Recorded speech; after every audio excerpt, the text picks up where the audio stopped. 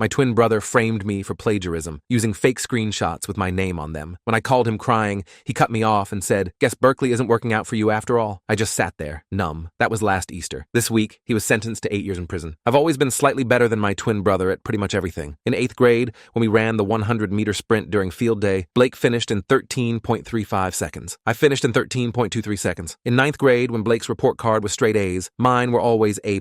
And when we applied to colleges, Blake got into the University of Michigan. I got into the University of California, Berkeley. It wasn't like I was doing it on purpose. Heck, sometimes I would even try to perform worse than usual just so he could let go of his resentment. But it never worked. So by the time we left for college, he pretty much hated me. I could tell because he always hung up my phone calls, ignored my texts, and blocked me on social media. I never blamed him for it, though. So whenever we both came home for the holidays, I tried to shower him with gifts I knew he needed, and girl advice. Usually, he just ignored me or gave me the cold shoulder, until one day when he finally caved. It was the day before Thanksgiving, and we were all sitting in the living room when Blake barged in with a huge smirk plastered on his face. "Guys, come into the kitchen. I made something for us all." We followed him and proceeded to eat the most delicious chicken Alfredo we ever tasted. I literally almost cried, it was so good. "Bet you couldn't make this, huh, Noah?" he asked me. "Absolutely not," I exclaimed. "This is the best thing I've ever tasted." That same day, Blake unblocked me on everything and even followed me on Instagram. He had finally found something he was better than me at, and I was relieved. The rest of Thanksgiving was amazing, and when I got back to my dorm,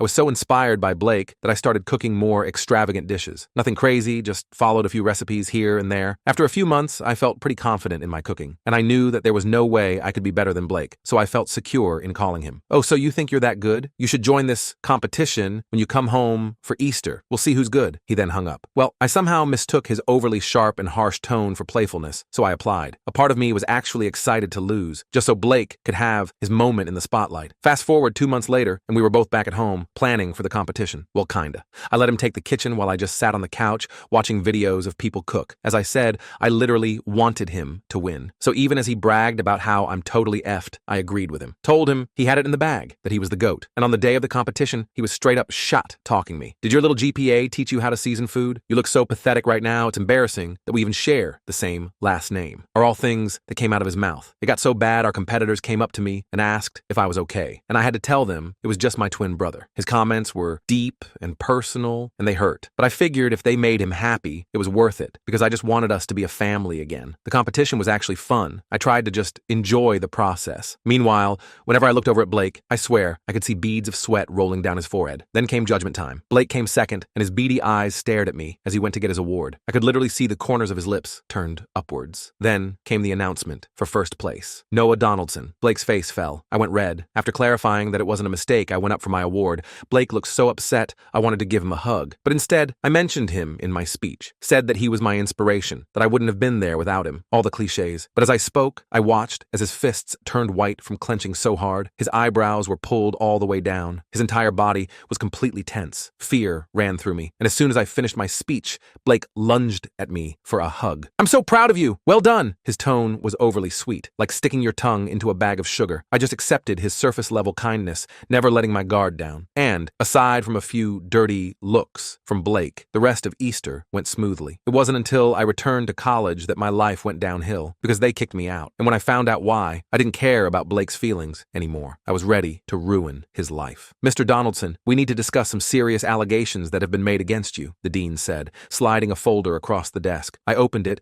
and felt my stomach drop. Inside was a formal complaint accusing me of cheating on my midterms. There were screenshots of text messages supposedly showing me arranging to buy test answers. My name was there, but I'd never sent those messages. "This isn't me," I said, my voice shaking. "I've never cheated on anything in my life." They didn't believe me. The evidence looked convincing. Someone had gone to a lot of trouble to make it seem legitimate. The university suspended me pending an investigation. I was told to pack my things and leave campus within 48 hours. I called my parents in tears. They were shocked and confused, but promised to help figure things out. Then I called Blake, thinking he might offer some brotherly support. He answered on the first ring. "Hey Noah, how's it going?" he asked, sounding weirdly cheerful. "Blake, I'm being kicked out of school. Someone framed me for cheating and..." "That's terrible," he cut me off, but something in his voice was off. He almost sounded pleased. "Guess Berkeley isn't working out for you after all. Maybe you should have gone to Michigan like me." That's when it clicked. The timing was too perfect. The fake evidence too detailed. The way he seemed happy about my situation. "Did you have something to do with this?" I asked directly. "What? No. How could I possibly get you kicked out of a school school across the country. He laughed, but it sounded forced. Look, I gotta go. Good luck with all that. He hung up before I could respond. I sat in my half-packed dorm room, stunned. My own twin brother had set me up. I didn't know how he'd done it,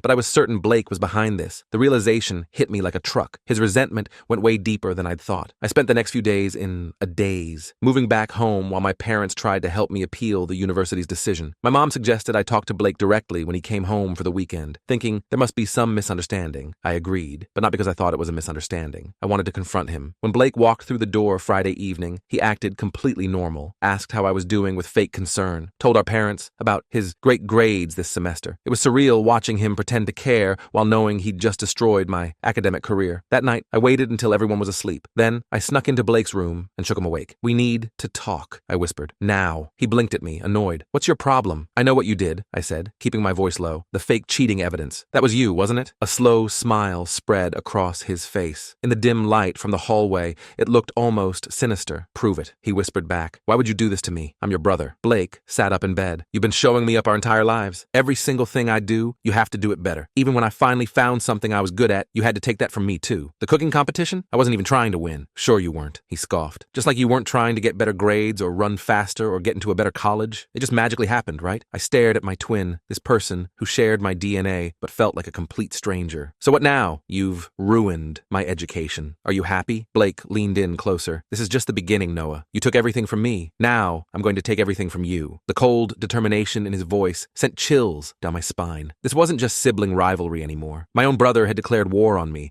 and I had no idea how far he was willing to go. As I stood there in the darkness of his room, I realized that the person who knew me best in the world had become my worst enemy. The thought was terrifying. I left Blake's room that night with my mind racing. I couldn't sleep at all. My own twin brother had just admitted to sabotaging my entire college career. And worse, he'd threatened to keep going. I spent the whole night staring at my ceiling, trying to figure out what to do next. The next morning at breakfast, Blake acted completely normal. He chatted with our parents about his classes, laughed at our dad's lame jokes, and even asked me to pass the orange juice with this fake smile. I felt like I was in some weird alternate reality where only I knew the truth. "Noah, honey, you've barely touched your food," my mom said, looking concerned. I mumbled something about not being hungry and excused myself. As I left, I caught Blake smirking at me behind our parents' backs. That smirk haunted me for days. My appeal with Berkeley was going nowhere fast. The evidence against me looked too convincing. Someone had created fake screenshots showing me arranging to buy test answers, and they'd even included details about my schedule and professors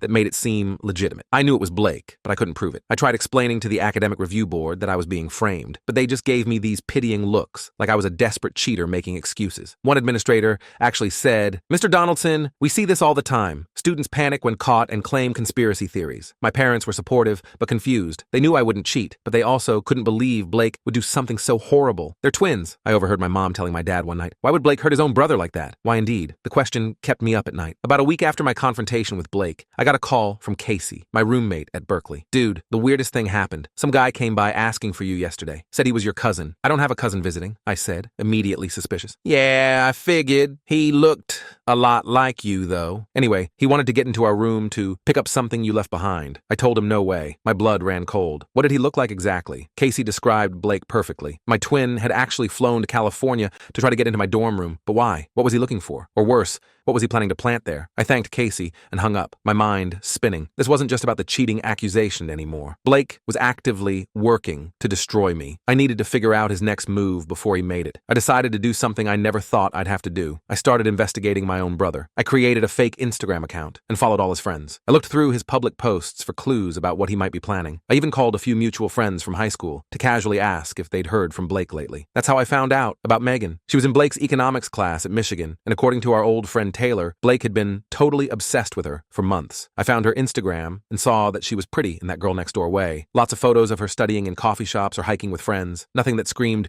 willing accomplice in destroying someone's life. But then I noticed something odd. In her most recent post, she'd tagged her location at a coffee shop near Berkeley. What was a Michigan student doing in California during the middle of the semester? I decided to take a risk. I messaged her from my real account. "Hey, you don't know me, but I think we need to talk about Blake Donaldson." She responded almost immediately. "Who is this?" "I'm Noah, Blake's twin brother." There was a long pause before she replied, "Blake doesn't have a brother. He told me he's an only child." That hit me like a punch to the gut. Blake was erasing me from his life story. But why involve this girl? I asked if we could meet in person, and surprisingly, she agreed. The next day, I met Megan at the same coffee shop from her post. post. She looked nervous, constantly checking her phone. When I walked in, her eyes widened. Obviously, seeing someone identical to her boyfriend, but claiming to be a brother she'd never heard of, was shocking. "I can prove we're twins," I said, sitting down across from her. I pulled out my driver's license and some old family photos I'd brought along. She studied them carefully. "This doesn't make sense. Why would Blake lie about something like this?" "That's what I'm trying to figure out," I said. "Why are you in California anyway? Shouldn't you be at Michigan?" Megan looked down at her coffee. "Blake convinced me to take a semester off. He said he had connections at Berkeley who could help me transfer. He's been so supportive,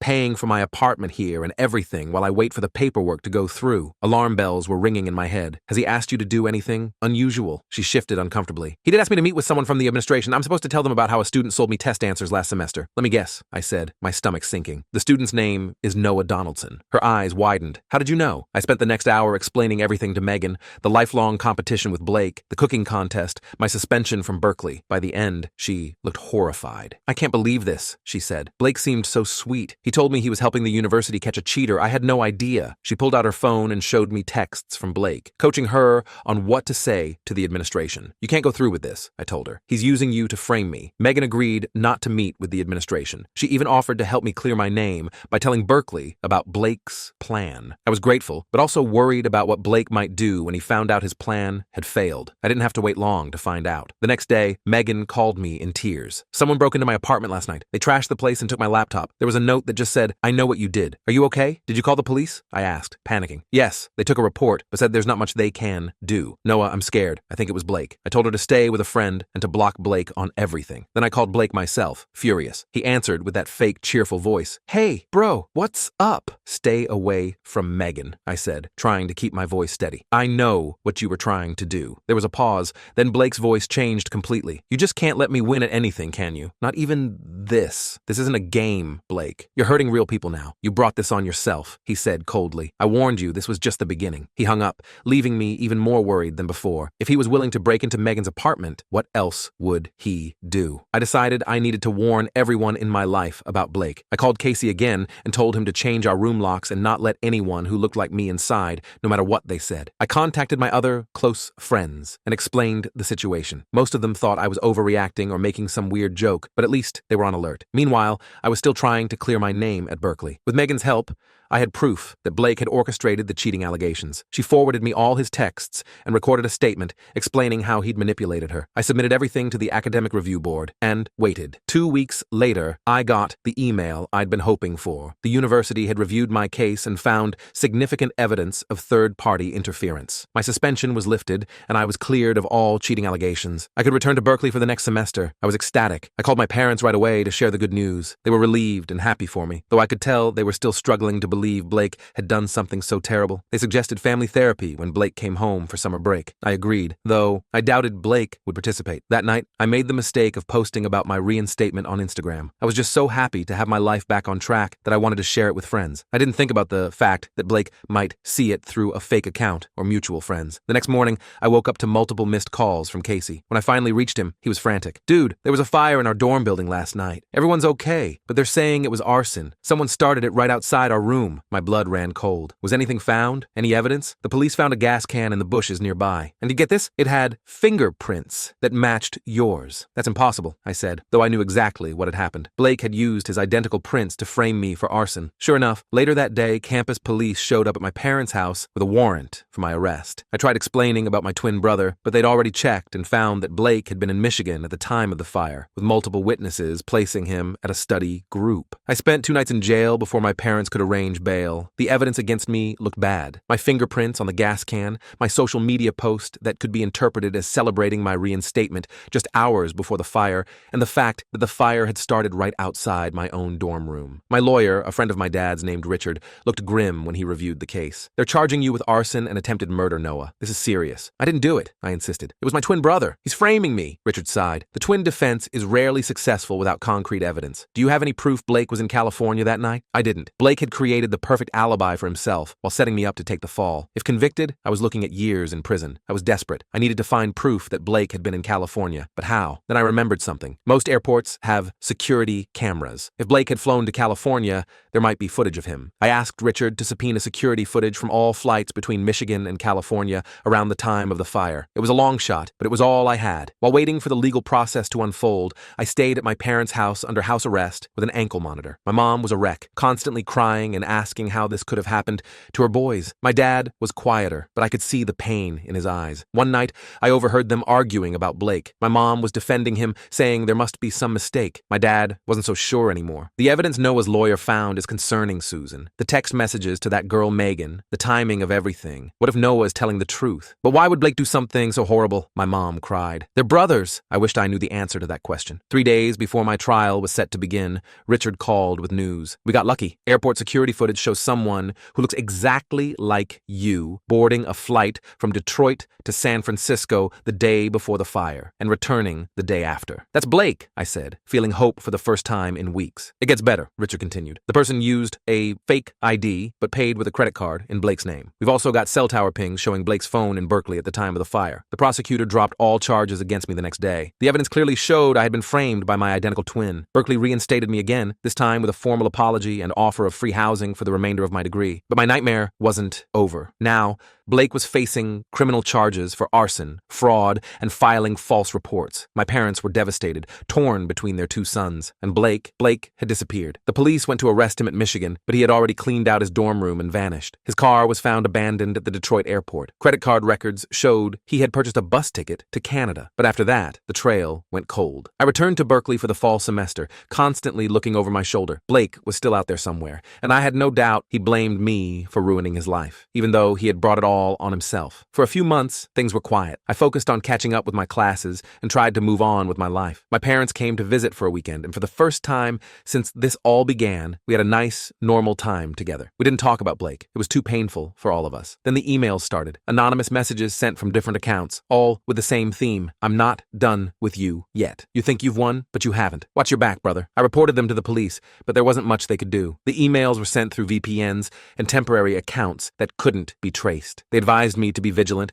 and report any suspicious activity. One day, I came back to my dorm to find my door slightly ajar. Nothing seemed to be missing, but everything felt off, like someone had been through my things. I reported it to campus security, but without evidence of a break-in, they couldn't do much either. The next week, my professor accused me of plagiarism on a paper. Someone had emailed him claiming to have written the paper for me. It took hours of going through my drafts and notes to prove the work was mine. The week after that, my car's brake lines were cut. Luckily, I noticed the leak before driving anywhere. It was clear Blake was escalating again. He was getting bolder, more dangerous. I couldn't live like this, constantly looking over my shoulder, wondering what he would do next.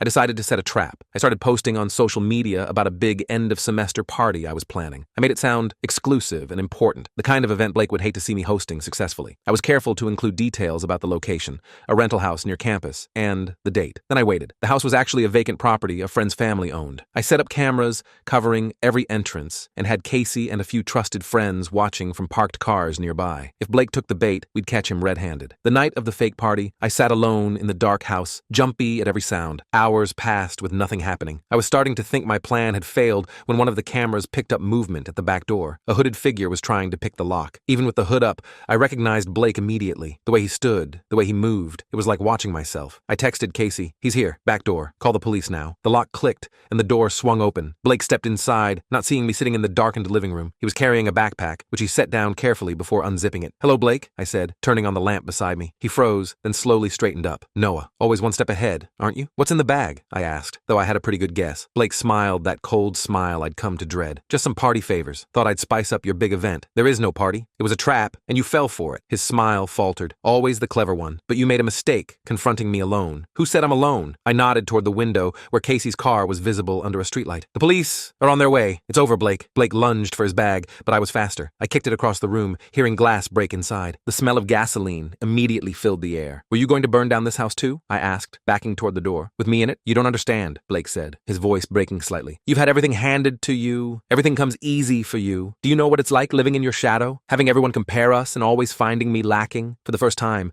I saw real pain in my brother's eyes. Not just anger or resentment, but deep, genuine pain. It hit me then that while I'd been oblivious to his suffering for years, it had been eating him alive. I never wanted to hurt you, Blake, I said quietly. I never tried to outdo you. It just happened that way. Liar, he shouted. You loved it. You loved being the better twin. No, I didn't. I loved being your brother. I missed you when you shut me out. I was happy when you found cooking because it gave us a way to connect again. Blake shook his head, but I could see uncertainty in his eyes. It's too late for this. You ruined my life. I can't go back to Michigan. I can't go home. I'm probably going to jail because of you. Because of me? Blake, you did this to yourself. You framed me for cheating. You tried to burn down my dorm. You sent that girl to lie about me. I had to, he shouted. It was the only way to finally win. Outside, sirens wailed in the distance, getting closer. Blake's eyes darted to the door, then back to me. It's over, I said again, softer this time. Please, don't make this worse. For a moment, I thought he might listen. Then he lunged at me, knocking me to the ground. We struggled, rolling across the floor like we used to when we were kids, wrestling in the backyard. Except this wasn't play fighting. Blake was trying to hurt me, his hands reaching for my throat. I hate you, he screamed, tears streaming down his face. I've always hated you. I managed to knee him in the stomach and push him off me. He stumbled back,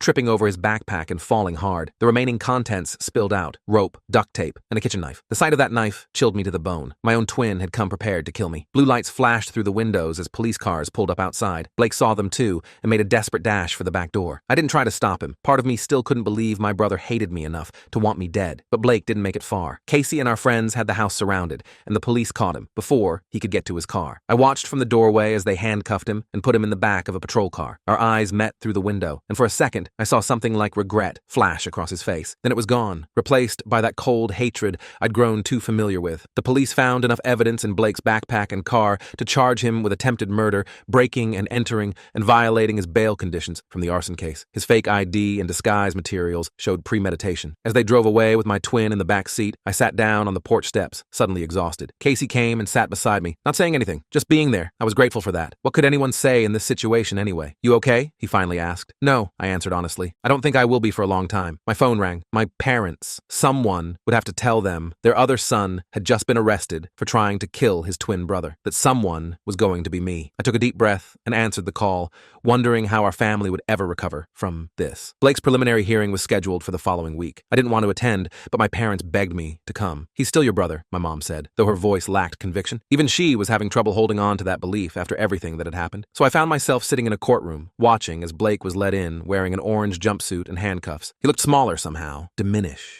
He didn't look at any of us, keeping his eyes fixed on the floor. The evidence against him was overwhelming. The prosecutor laid it all out. The elaborate frame job with the cheating allegations, the arson at my dorm, the false identity he'd used to travel between Michigan and California, and finally, the attempted murder at the trap house. Blake's lawyer, a public defender named James, who looked fresh out of law school, seemed overwhelmed by the case. When the judge asked Blake how he pled, he finally looked up. His eyes found mine in the gallery. Guilty, he said, his voice flat. I'm guilty of all of it. The courtroom erupted in whispers. Even the prosecutor looked surprised. My mother sobbed quietly beside me. My father put his arm around her, his face a mask of grief. The judge ordered a psychiatric evaluation before sentencing and remanded Blake to custody. As the bailiff led him away, Blake turned to look at us one last time. For a split second, I saw my brother again. Not the person consumed by hatred who had tried to destroy me, but the twin I'd grown up with. Then he was gone, through the door to the holding cells. Outside the courthouse, reporters swarmed us. The case had attracted local attention. Identical twins, one trying to frame and then kill the other. It was the kind of story people couldn't look away from. My father shielded my mother from the cameras while I pushed through the crowd to our car. Noah, how does it feel, knowing your own twin wanted you dead? One reporter shouted. I stopped and turned to face the cameras. It feels like losing a part of myself, I said honestly. Blake is my twin. Whatever he did, whatever he's become, he's still my brother. That's all I have to say. The psychiatric evaluation diagnosed Blake with severe depression, pathological jealousy, and narcissistic personality disorder. The psychiatrist's report stated that years of perceived inadequacy compared to his identical twin had warped Blake's sense of self until he could only define himself in opposition to me. In his mind, the only way he could succeed was if I failed. And when that didn't happen naturally, he decided to make it happen by force. The judge took the mental health issues into consideration, but couldn't overlook the severity and premeditation of Blake's crimes. He sentenced my brother to 8 years in prison with mandatory mandatory psychiatric treatment. I visited Blake once before they transferred him to a prison upstate. We sat across from each other in the county jail's visiting room, separated by glass. For a long time, neither of us spoke. "Why did you come?" Blake finally asked. "Because you're my brother," I said simply. He laughed, a hollow sound. "After everything I did to you, that's your answer?" "It's the only answer I have." Blake stared at me for a long moment. "I don't understand you, Noah. I never have. You should hate me." "Sometimes I do," I admitted. "But mostly, I just miss who we used to be. We can never go back to that." I know. We sat in silence again. There was so much to say, and yet nothing that would change what had happened between us. "Mom and Dad want to know if they can visit you," I said, eventually. Blake's expression hardened. "Tell them not to bother. I'm not their perfect son anymore, am I? That's still you." "They love you, Blake. We all do." "Love," he scoffed. "What good is love when you're always second best?" I didn't have an answer for that. Maybe there wasn't one. As I got up to leave, Blake called my name. "Noah, one more thing." I turned back. "I really am a better cook than you," he said, the ghost of a smile on his lips. The judges got it wrong. It was such an absurd thing to say after everything that had happened that I couldn't help but laugh. "Yeah, you probably are," I agreed. For just a moment, we were brothers again, sharing a joke that only we understood. Then the guard called time, and I had to go. As I walked out of the jail, I felt lighter somehow. Blake and I had a long, difficult road ahead of us. He had years of incarceration and therapy to get through. I had my own healing to do. Our family had been shattered and would never be quite the same. But for the first time since this nightmare began, I felt a tiny spark of hope. That brief moment of connection, that small shared laugh, suggested that somewhere underneath all the resentment and pain, my brother was still in there. And maybe, someday, we could find our way back to each other, not as competitors, not as the better and worse twin, just as brothers. I left the jail that day with mixed feelings. On one hand, I was glad Blake and I had that small moment of connection. On the other hand, he was still going to prison for years, and our family was completely broken. I drove back to Berkeley the next day, trying to focus on finishing the semester strong, despite everything. The next few months were weirdly quiet. No more sabotage attempts, no more looking over my shoulder constantly. Just normal college life, classes, study groups, hanging out with Casey and our friends. Sometimes I'd almost forget everything that happened. Then I'd catch my reflection in a window and think of Blake locked up in prison, and it would all come rushing back. My parents were struggling hard. Mom started therapy, which was good, but Dad just threw himself into work. They visited Blake once a month, though he was still pretty cold to them according to Mom's tearful phone calls afterward. I hadn't gone back since that first visit. I wasn't ready. About 6 months after Blake's sentencing, I got a letter from him. My hands actually shook when I saw the prison return address. I sat on my bed and stared at the envelope for like 20 minutes before I worked up the courage to open it. "Noah," it started. No dear or anything. Just my name. Classic Blake. "The psychiatrist here says I should write to you as part of my therapy." I told her it was stupid, but she's persistent. So here I am, writing to the last person on earth I want to talk to. I've been thinking about what you said when you visited, about missing who we used to be. I've been trying to remember when things changed between us, when I started hating you instead of just being your brother. I think it was in 3rd grade. Remember Mrs. Johnson's class? She had us do those multiplication races, and you always won. Always. And everyone would cheer for you, and I'd just be the loser twin. The slower one, the dumber one. Anyway, I'm not writing to make excuses. The doctor says I need to acknowledge my actions or whatever. So here goes. I acknowledge that I tried to ruin your life. I acknowledge that I wanted to hurt you. I acknowledge that I'm messed up in the head. Don't write back. I'm just doing this for the therapy points. Blake. I read the letter like 5 times. It wasn't exactly an apology, but it was something. A tiny crack in the wall Blake had built between us. I decided to write back, even though he told me not to. I kept it simple. Told him about school, about Casey's new girlfriend who made amazing brownies, about Mom and Dad. I mentioned that I'd started cooking again. Nothing fancy, just basic stuff. I didn't bring up any of the bad things that happened. I just wrote to him like a normal brother. 2 weeks later, I got another letter. This one was shorter, just a paragraph telling me to stop wasting my time writing to him. But he'd written it, which meant he'd read my letter. Progress, I guess. I kept writing every couple weeks. Sometimes Blake would respond with short, angry notes. Sometimes he wouldn't respond at all. But I didn't stop. I figured if I was persistent enough, eventually I'd wear him down. Meanwhile, I was doing pretty well at Berkeley. My professors were understanding about everything that had happened, and I managed to get my GPA back up. I even started dating this girl Riley from my economics class. She knew about Blake, everyone did after the local news coverage, but she didn't treat me like I was damaged goods, which was nice. About a year into Blake's sentence, I got a different kind of letter from him. This one was longer, less angry. "Noah, the therapist says I'm making progress, whatever that means. I still have nightmares about what I did. Not guilty nightmares, more like angry ones where I'm still trying to hurt you but can't quite manage it. The doctor says that's my subconscious processing my failure to achieve my destructive goals. Sounds like BS to me, but what do I know? Mom and Dad visited yesterday. Mom cried the whole time, as usual. Dad actually talked to me, though. Asked about the prison library, if I was reading anything good. It was weird, but not terrible. There's a cooking class class here. Basic stuff since we can't have real knives. I signed up. The instructor says I have talent. Made me think of that stupid competition. Anyway, I still don't want your letters, but I guess they're better than nothing. Blake. I smiled when I read that last line. Definitely progress. Over the next couple years, Blake's letters gradually got less hostile. He started asking questions about my life, commenting on things I'd told him in previous letters. He even sent a birthday card once, though the message inside just said, "You're 1 year older. Congrats on continuing to exist." But coming from Blake, that was practically a hallmark sentiment. In my junior year, I got a call from my mom that changed everything. She was sobbing so hard, I could barely understand her. "Mom, slow down," I said. "What happened?" "It's Blake," she managed to get out between sobs. He was attacked in the prison yard." My heart dropped into my stomach. "Is he okay?" "He's in the prison hospital. Some inmates found out he tried to kill his own brother and decided to teach him a lesson." She broke down again. I drove straight to the prison, speeding the whole way. They had special visiting hours for inmates in the medical ward. When I walked in and saw Blake, I almost didn't recognize him. His face was swollen and bruised, one arm in a cast, bandages around his ribs. "You look like crap," I said, sitting next to his bed. Blake tried to smile but winced instead. "You should see the other guys." "Guys? Plural?" "3 of them," he said with a hint of pride. I held my own for a while. I shook my head. "Always gotta one-up me, huh? I get attacked by 1 twin, you get attacked by 3 inmates." Blake actually laughed at that,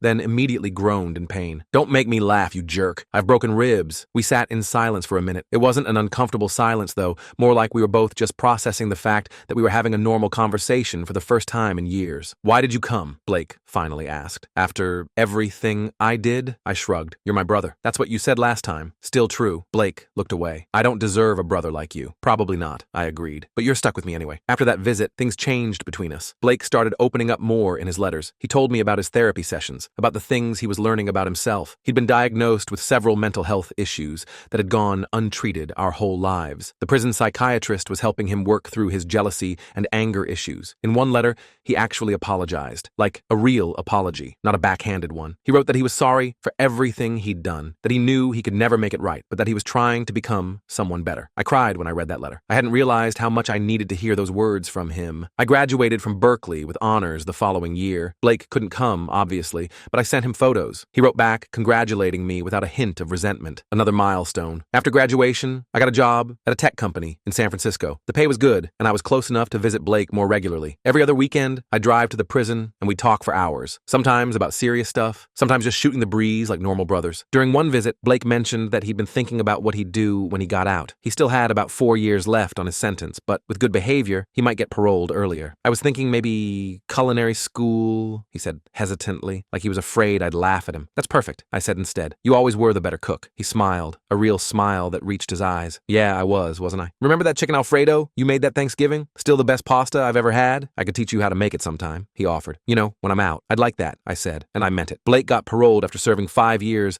of his 8-year sentence. I was there when he walked out, along with our parents. It was awkward at first. None of us quite knew how to act. But then Blake hugged Mom, shook Dad's hand, and gave me a quick one-armed hug. "Nice haircut," he said, gesturing to my new shorter style. "Thanks," I replied. Figured one of us should look professional. He laughed, and just like that, the tension broke. The first few months of Blake's freedom were tough. He lived with our parents while looking for work, which wasn't easy with his criminal record. He had to check in with his parole officer regularly and continue his therapy sessions, but he seemed determined to make it work. I visited as often as I could, usually bringing Riley with me. She and Blake actually got along pretty well, which was a relief. She said she could tell we were twins, but that our personalities were completely different. "Blake's the funny one," she told me once. "You're more the steady, reliable type." I couldn't even argue with that assessment. About 6 months after his release, Blake got a job as a line cook at a decent restaurant. The owner was a friend of our dad's who was willing to give Blake a chance. He thrived there, eventually getting promoted to sous chef. He moved into his own apartment, started dating a waitress named Patricia, and generally seemed to be building a normal life. We still had our moments of tension. Sometimes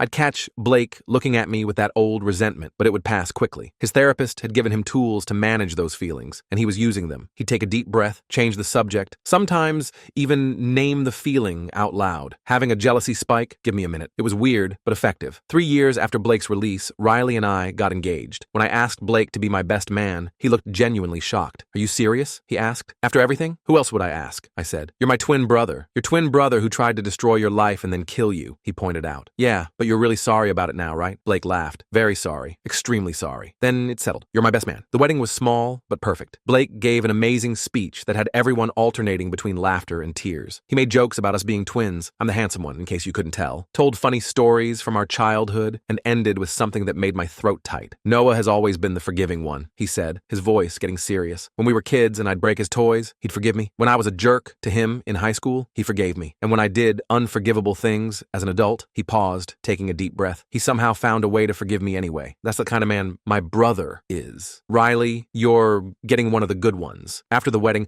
Blake pulled me aside. I've never said this before, he said awkwardly, but I'm proud of you, Noah. Not jealous, just proud. I didn't know what to say, so I just hugged him. Life went on. Riley and I bought a house. Blake and Patricia moved in together. Our parents retired and started traveling. Normal family stuff. Blake and I still had our separate lives, different careers, different friends, different interests, but we also had a bond that had been tested in the most extreme way possible and somehow survived. We weren't just twins anymore. We weren't rivals. We were brothers who had been through hell and made it out the other side. Last month, Blake called me with big news. The restaurant where he worked was closing, and the owner had offered to sell it to him at a good price. He wanted to reopen it as his own place, but needed a business partner. I know it's a lot to ask, he said, but you've got the business background I don't have. We could call it twins or something cheesy like that. You want to go into business with me? I asked, surprised. Are you sure that's a good idea, given our history? Honestly, I don't know, Blake admitted, but I'm willing to try if you are. I thought about it for a few days, talked it over with Riley. There were a million reasons to say no. Blake and I working together every day could bring back all those old competitive feelings. The restaurant business was risky. We could lose money, fight,